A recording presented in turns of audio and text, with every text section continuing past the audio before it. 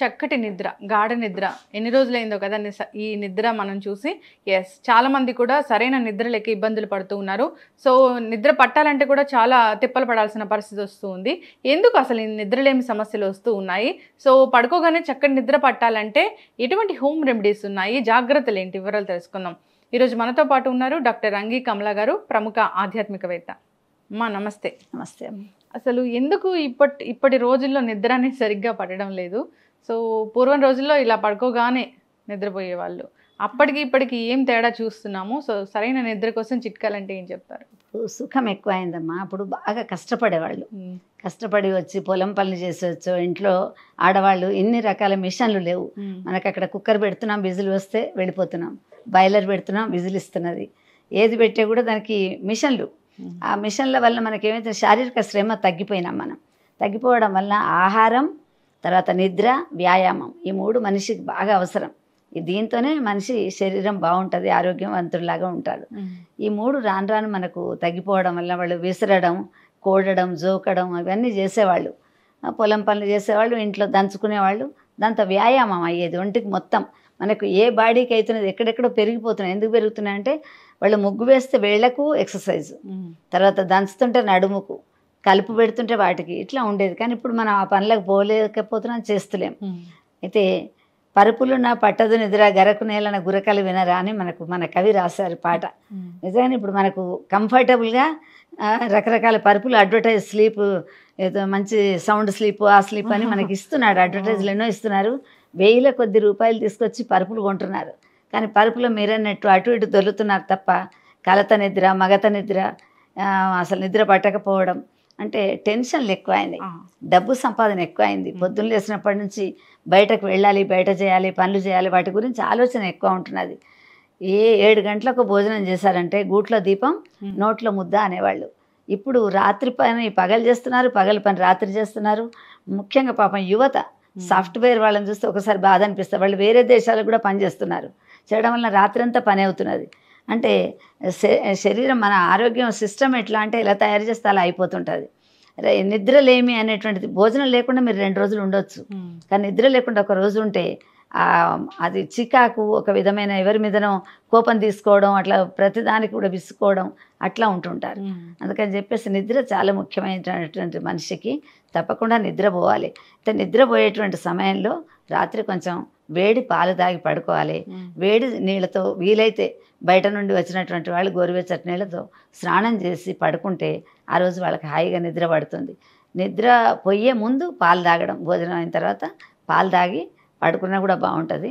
ఇంకా కొంతమంది చెప్తున్నారు, అరటి తొక్క మీది పైన తొక్క నీళ్ళలో దాన్ని బాగా వేడి చేసి ఆ నీళ్లు తాగితే కూడా దానివల్ల నిద్ర బాగా వస్తుందట. ఇప్పుడు ఈ మధ్య చెప్తున్నారు.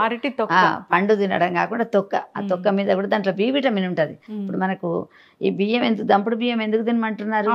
దంపుడు బియ్యం పైన ఉన్న పొర మీద బి విటమిన్ ఉంటుంది. అట్లనే కొంతమంది మా చిన్న తనంలో ఆలుగడ్డలు పొట్టు తీసేవాళ్ళు కాదు, చిన్న ఆలుగడ్డలు వచ్చేది, అలానే కూర వేసేవాళ్ళు. అది ఉడికిన తర్వాత తినేటప్పుడు పొట్టు తీసుకునేవాళ్ళు. అంటే దాని బి విటమిన్ అంతా గడ్డకు పట్టేదన్నమాట. అట్లా ఈ అరటి తొక్క యొక్క బలం అంతా కూడా దాంట్లో ఉంటుందట. అందుకని దాన్ని కూడా తాగాలని చెప్పేసి చెప్తున్నారు. ఇది కాకుండా రాత్రి క్రైమ్ పిక్చర్లు చూడడం, ఎక్కువసేపు టీవీలు చూడడం, తర్వాత భయానకమైనటువంటి విషయాలను ఆలోచించుకోవడం, పడుకోవడం, ఆ పుస్తకాలు చదువుతుంటే కూడా అలాంటి పుస్తకాలు, ఏదో అపరాధ పరిశోధన లాంటి పుస్తకాలు చదివి పడుకుంటే వాళ్ళకు నిద్ర పట్టదు. ఆ కలత నిద్ర, తర్వాత మధ్య మధ్యలో లేవడం, ఉలికిపోవడం అలాంటివి చేస్తుంటారు. తర్వాత మధ్యలో వాళ్ళని ఎవరు కూడా లైట్లు వేయడం, తర్వాత అలారం పెట్టడం. ప్రతిరోజు మనకు అలారం పెట్టాల్సిన పని లేదు. ఒక 20 రోజులు పిల్లవాడు పరీక్షలకు తయారై చదువుకుంటే వాడికి అదే టైంకి మళ్ళీ పరీక్షలు అయిపోయినా కూడా మెలకువ వస్తుంది.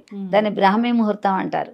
అంటే సూర్యోదయం అయ్యే కంటే ముందు ఆ సమయానికి లేవడం అనేటువంటిది ముఖ్యంగా ఆడవాళ్లకు తప్పకుండా లేవాలి. ఆ సమయంలో అమ్మవారు తిరుగుతుంటుంది. మగపిల్లలైనా కూడా రాత్రి వాడు 9 గంటల వరకు చదువుకున్న కార్బన్ పేపర్ లాగా అలసిపోతుంది. పొద్దున్న నుండి కాలేజీకి పోయి చదువుకొని ఆడి పిల్లలతో చేసి వచ్చి వాడు ఎంత చదువుకున్నా కూడా పై లైన్ చదివితే కింది లైన్ మర్చిపోతుంటాడు.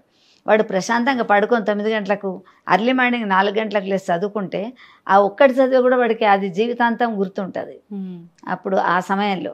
అందుకని రాత్రిపూట మాటిమాటికి వాళ్ళు పడుకున్న గదిలోకి వెళ్ళడం, తర్వాత ఎవరో వచ్చి డిస్టర్బ్ చేయడం, తర్వాత ఈ రాత్రి పిల్లలు దూరాన వేరే దేశాల్లో ఉండడం వలన వాళ్ళ రాత్రి మన పగలవుతున్నది.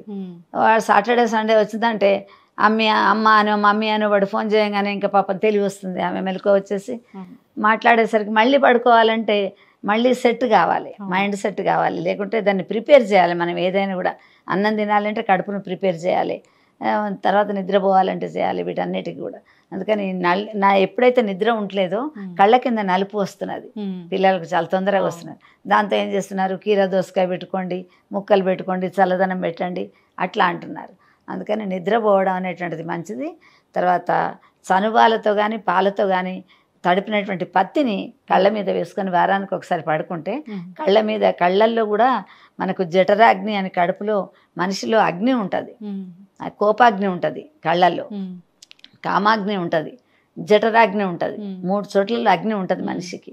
అందుకని కళ్ళల్లో ఉన్నటువంటి అగ్ని ఆ వేడి తగ్గాలి అంటే చల్లటి, ఇప్పుడు దోసకాయ ముక్కలు పెడుతున్నారు పర్వాలేదు, మనం బ్యూటీ పార్లర్కి పోవాలి, పెట్టించుకోవాలి, వాడు 10 రూపాయల దానికి 100 రూపాయలు తీసుకుంటే అది బాగానే ఉంటుంది. కానీ అవసరం లేదు, మనం అది ఉట్టి చల్లటి పాలల్లో పత్తిని తడిపి కళ్ళ మీద పెట్టుకోవడం. మన ఇంట్లో కూడా మనం దోసకాయ ముక్కలు చేసుకొని పెట్టుకొని కాసేపు పడుకోవడం, ఏది ప్రశాంతంగా ఏది ఆలోచించకుండా. తర్వాత కొంతమందికి చదివితే నిద్ర వస్తుంది, అందుకని ఏదైనా మంచి బుక్ చదువుకుంటే పడుకుంటూ ఉంటారు, అది కూడా ఒక మంచి పద్ధతే. కానీ పుస్తకాలు పిల్లలు చదువుకునేటువంటి వాళ్ళకి బుక్ పట్టంగా నిద్ర వస్తుంది, చెడు అలవాటు, వాడికి చదువుకోవడం లేదు, నిద్రపోతుంటాడు. అందుకని చెప్పేసి పిల్లలకు తప్పకుండా ఈ చదువుకుంటూ ఉండడం, రాత్రిపూట తొందరగా ఒకటే టైంకి పడుకోవాలి, ఒకటే టైంకి మేల్కోవాలి.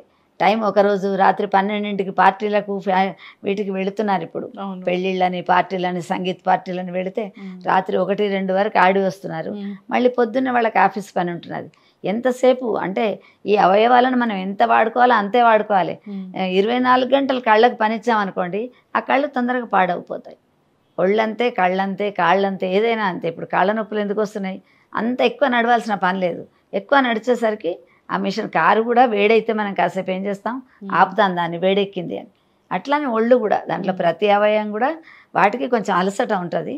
అందుకని ఆ అలసట కోసం అని తొందరగా పడుకోవాలి, తొందరగా లేవాలి. నిద్రపోయేటప్పుడు ఏదైనా మంచి ప్రార్థన చేసుకొని పడుకోవాలి. తర్వాత కాళ్ళు కడుక్కోవాలి.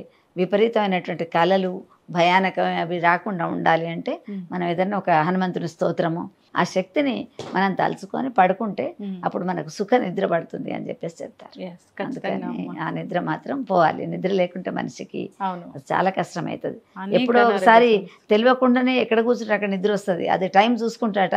ఒక 10 రోజులు దాన్ని బాగా మనం పనిచేసి వర్క్ చేసి వదిలేస్తే 11వ రోజు మనం చెప్పకుండా కళ్ళు, మనం మాట్లాడుతూనే ఉంటాం, వాళ్ళకి మూతలు పడుతూ ఉంటాయి. అంటే కళ్ళు చెప్తుంటాయి అన్నమాట, ఇంకా నేను అలసిపోయాను అని మనకి ఇండికేషన్ ఇస్తుంటుంది. అయినా మనం వర్క్ చేస్తాం అనుకోండి, ఇంకా అది కష్టం. ఎస్ అమ్మా, చాలా చక్కటి ఇన్ఫర్మేషన్ అమ్మా. సో నిద్ర ఎందుకు పట్టడం లేదంటే కారణం చాలా చక్కగా చెప్పారు, కారణాలు అనేకం చెప్పారు. ఎస్, సో నిద్ర పట్టాలంటే హోమ్ రెమెడీస్ కూడా అందరు పాటించాలని కోరుకుందాం. ఒక 5-6 రోజులు ఈ విధంగా హోమ్ రెమెడీస్ పాటిస్తూ నిద్ర తెచ్చుకుంటే సో వీక్ తర్వాత ఎలాగూ ఆటోమేటిక్గా నిద్ర పడుతుంది. ఏడుస్తున్న పిల్లలకు కూడా జోల కొడుతూ జోలపాటలు వాడేవాళ్ళు. జోలపాటలు వాడుతూ ఉంటే వాడు అంతకంటే ఎక్కువ ఏడుస్తున్నాడు అనుకోండి, ఈమె గట్టిగా పాట పాడేసరికి వింటూ వాడు ఏడుపు ఆపేస్తాడు. అప్పుడు జోలపాట పాడగానే హాయిగా నిద్రపోతారు. ఇంకా తల్లి ఎంతసేపు అంటది, ఇప్పుడు కొత్తగా తొలుసులు అమ్మాయి అంటది, వీడు నిద్రపోవడం లేదు, నిద్రపోవడం విసుక్కుంటుంది. ఆ తల్లి అమ్మమ్మ ఉంటే ఇక్కడ ఇయ్యమ్మ నాకు అని వాడిని అట్లా తీసుకుపోయి చందమామని చేస్తున్న జోలపాట పాడితే వాడు గాలికి అప్పుడే పడుకుంటాడు. అందుకని ఆ నిద్ర పుచ్చడంలో కూడా ఒక టెక్నిక్ ఉన్నది. ఎస్, ఖచ్చితంగా అమ్మ, చాలా చక్కగా చెప్పారు. సో నిజంగా ఈ జనరేషన్ అంతా నేర్చుకోవాల్సిందే, నిద్ర కోసం ఈ టిప్స్ పాటించాల్సిందే. చక్కటి ఇన్ఫర్మేషన్ అమ్మ, ధన్యవాదాలు. ధన్యవాదాలు.